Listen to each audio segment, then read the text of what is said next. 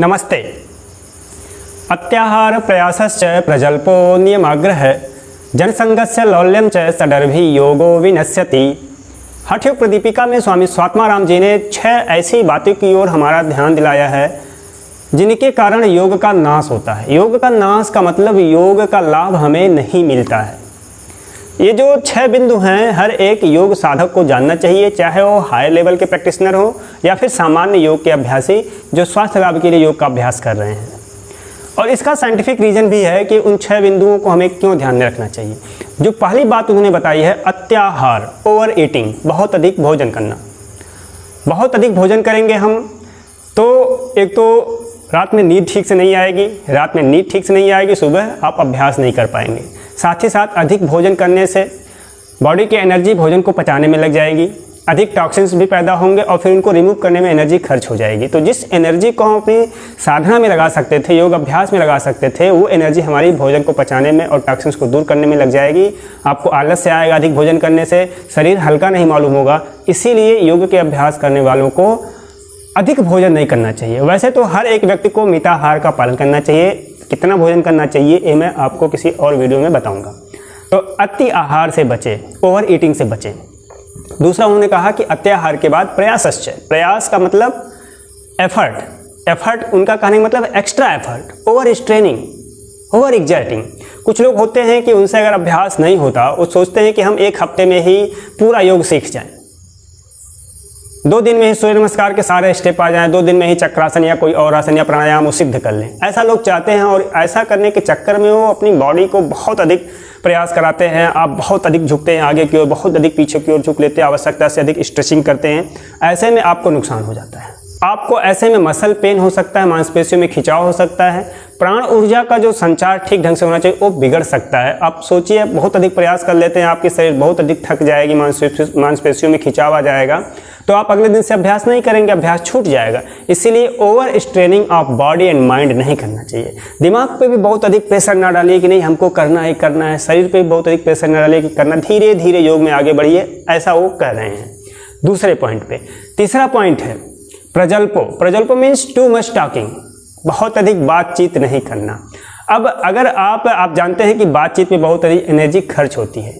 अब आप फालतू की बात करेंगे, अनावश्यक बात करेंगे तो इससे आपकी ऊर्जा खर्च होगी और वह ऊर्जा जो आप योग के अभ्यास में लगा सकते थे वो अनावश्यक रूप से बात करने में खर्च हो जाएगी। इसीलिए अनावश्यक बात करने से बचें। चौथी बात उन्होंने बताई है नियमाग्रह, एडहरिंग टू रूल्स। कुछ लोग ऐसे होते हैं जो अपने नियम के बड़े पक्के होते हैं, बड़े नियम के पाबंद होते हैं।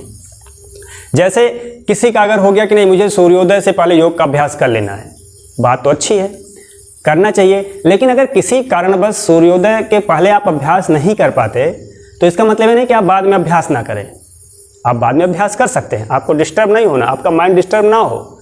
मान लीजिए आपको किसी दिन जो है आप रोज़ नहा के अभ्यास करते हैं कि हाँ मैं नहाने के बाद ही अभ्यास करता हूँ। किसी दिन मान लीजिए ऐसी जगह पे हैं जहाँ आपको पानी नहीं मिला, तो आप ऐसा मतलब नहीं कि आप परेशान हो जाएं कि अरे मैं नहाया नहीं, मैं कैसे योग का अभ्यास करूँगा। ऐसा नहीं करना है। किसी दिन अभ्यास छूट जाए एक दिन, तो ऐसा ना हो कि अरे अब तो एक दिन अभ्यास छूट गया, सब बेकार हो गया। नियमों के प्रति आग्रही होइए, लेकिन इतना आग्रही ना हो जाइए कि किसी दिन अगर नियम टूट जाए तो आप परेशान हो जाएं। अब सर्दी में, गर्मी में आप जो है सोचते हैं कि मैं कम से कम कपड़े पहन के योग का अभ्यास करूंगा, हल्के फुल्के कपड़े पहन के। अब लेकिन सर्दी आ गई तो भी अगर आप पतले कपड़े में आप अभ्यास करेंगे तो आपको सर्दी लग जाएगी। इसीलिए अपने नियम के प्रति आप पक्के रहिए, लेकिन समय समय के अनुसार अगर नियम में बदलाव जरूरी है तो उसको भी करिए। यहाँ नियमों के प्रति आग्रही होने का यही मतलब है। नियम साधना के लिए बने हैं, ऐसा ना हो कि नियम के कारण साधना ही बाधित हो जाए, आपका मन डिस्टर्ब हो जाए। तो उन्होंने कहा पहला अत्याहार प्रयासस्य प्रजल्पो नियमाग्रहो, 4 चीज़ें बताई। 5वीं चीज़ उन्होंने बताई जनसंगस्य, लोगों का साथ। अब किन लोगों का साथ? अगर आप सामान्य लोगों के साथ, ऐसे जिनका मेंटल लेवल आपसे नहीं मिलता, जो फालतू की बात करते हैं, उनके साथ हमेशा रहते हैं तो आपको कोई उनसे पॉजिटिव एनर्जी नहीं मिलेगी। कुछ लोग ऐसे होते हैं जो आपसे हमेशा निगेटिव बातें करते हैं, हमेशा नकारात्मक बातें करते हैं। आप पॉजिटिव होकर उनके पास जाएंगे और आपको उस चीज़ के लिए तमाम सारी समस्याएं गिना देंगे। आपको लगेगा कि आप घर पे सोचे कि अरे मैं तो योग का अभ्यास कर रहा हूँ, मेरा माइंड फ्रेश हो रहा है, मेरा वेट कम हो रहा है, मेरा हेल्थ सही हो रहा है। आप किसी अपने दोस्त के पास गए, वो कह दिया अरे योग से तो कुछ नहीं होता, इस काम को करो ठीक हो जाएगा, योग से करोगे तो 1 महीने, 4 महीने, 2 महीने लग जाएंगे। योग से ना, योग छोड़ दो कोई और अभ्यास करो, तो आप पता चले योग के प्रति बहुत सकारात्मक थे, वो आपको बिल्कुल नकारात्मक ऊर्जा से भर देगा। तो ऐसे लोगों से भी दूर रहें जो आपकी साधना में इस तरह की बाधा पहुंचाते हैं। जो छठवीं बात उन्होंने बताई, लौल्यम मीन्स मानसिक अस्थिरता, अनस्टीडीनेस ऑफ माइंड।